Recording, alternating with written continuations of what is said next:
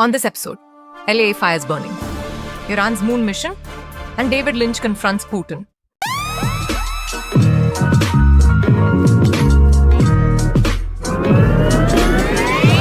West Coast Milblogger, with the latest news and conflicts around the world, shaping your reality.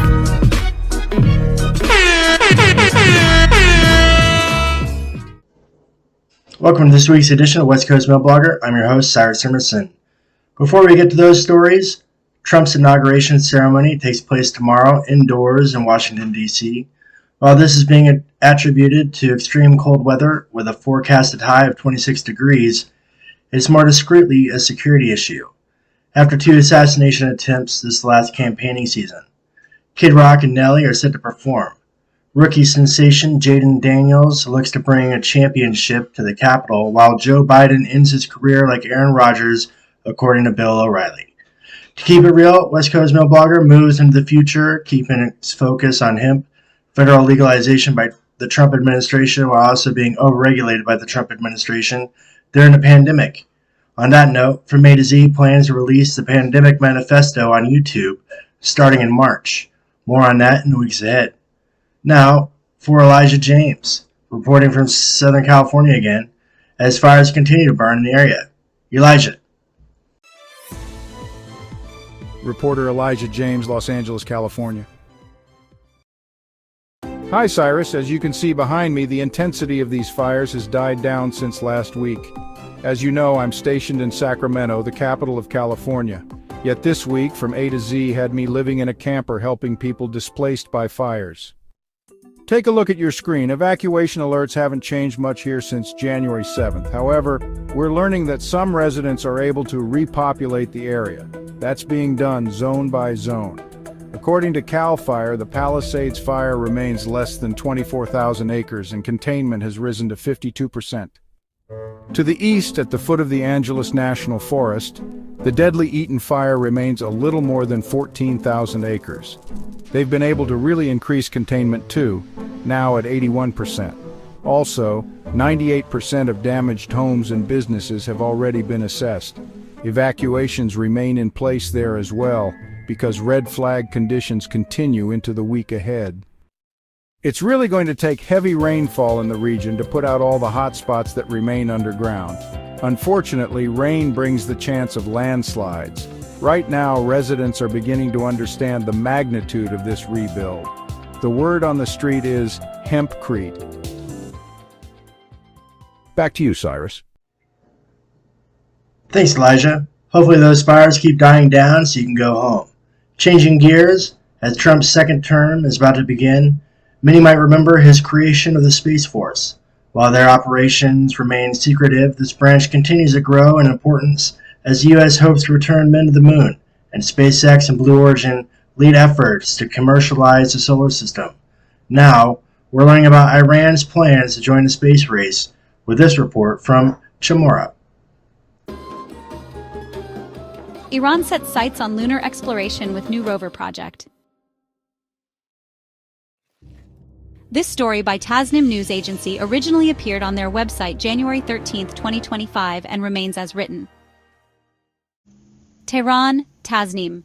Iran's space agency has launched its first major lunar rover project, signaling a strategic move to tap into the moon's resources and join the ranks of other spacefaring nations. In an exclusive interview with the Tasnim News Agency, Hassan Salaria, the head of the Iranian Space Agency, shared details about the project. The discussion covered various topics, including the current status of Iran's satellites in orbit, ongoing satellite construction advancements in the space industry, based on strategic documents, Iran's ready-to-launch satellites, the Chabahar space base, the Biospace project, and plans for human spaceflight.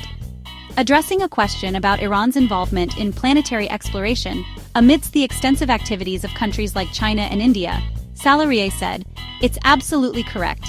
We should not limit our focus to Earth's orbit and nearby satellites. A new realm in space has opened up globally, becoming more accessible and increasingly within reach." He highlighted that the predictions about space exploration are now precise and achievable, leading many space agencies and companies to set clear timelines for exploiting resources on the Moon, Mars, and even asteroids.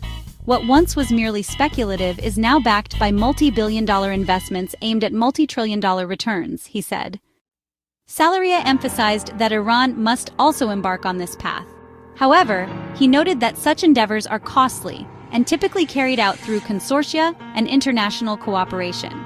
Salaria pointed out that it is challenging and expensive for a single country to achieve significant goals in space exploration.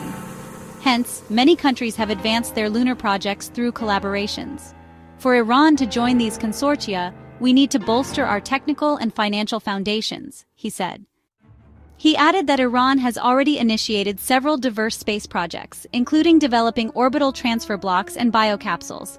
In 2023, a biocapsule was launched and contracts for higher mass, more capable capsules have been signed. These projects are in the design phase but still require investment for completion.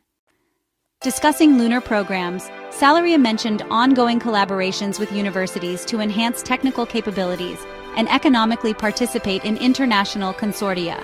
Countries engaging in such endeavors expect their partners to contribute technical and financial resources, he explained. He expressed optimism about the 14th administration's plans to develop the space industry.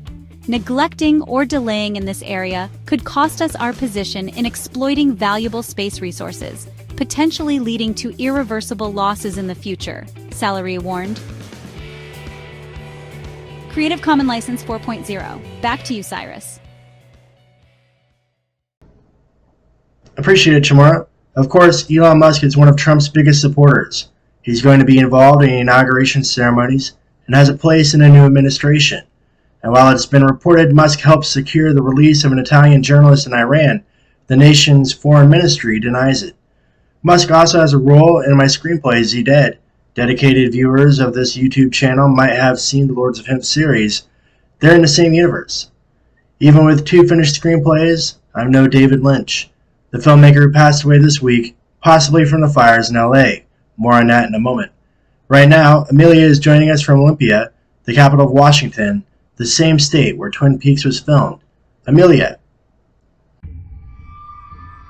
David Lynch, 1946 to 2025. The late filmmaker posted a message to Putin the day after Russia's full-scale invasion of Ukraine began. This story by Medusa originally appeared on their website January 16, 2025, and remains as written. On February 25, 2022, the day after Russia launched its full-scale invasion of Ukraine, filmmaker David Lynch spoke about the events on his Weather Report, a YouTube series where he posted informal discussions of the weather in Southern California and musings on current events. Today, I was thinking about the Ukrainians, Lynch said. After a long pause, he addressed Vladimir Putin directly.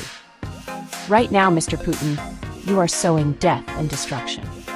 There's plenty of time, life after life after life, for you to reap what you are sowing. My advice to you is to save yourself, save the Ukrainians, save this world. Start getting along with your neighbors, start building friendships. We are a world family. There's no room for this kind of absurdity anymore. David Lynch passed away on January 16, 2025, according to his family. Open access granted by Medusa on war-related content. Back to you, Cyrus. Thanks again. It's being reported Lynch died on January 15th, so there could be a discrepancy because of time zones. Also, to elaborate more on his cause of death, it's well known he suffered from emphysema from years of smoking. Lynch rarely left home because of it, especially with the pandemic.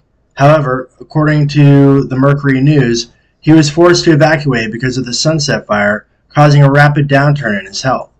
We hope you enjoyed this episode of West Coast Milblogger. Remember to subscribe, like, and share on the many platforms the show is now available on. Keep it safe out there. Next up, Burrow Descent, Wednesday at noon, right here on @West Coast Milblogger.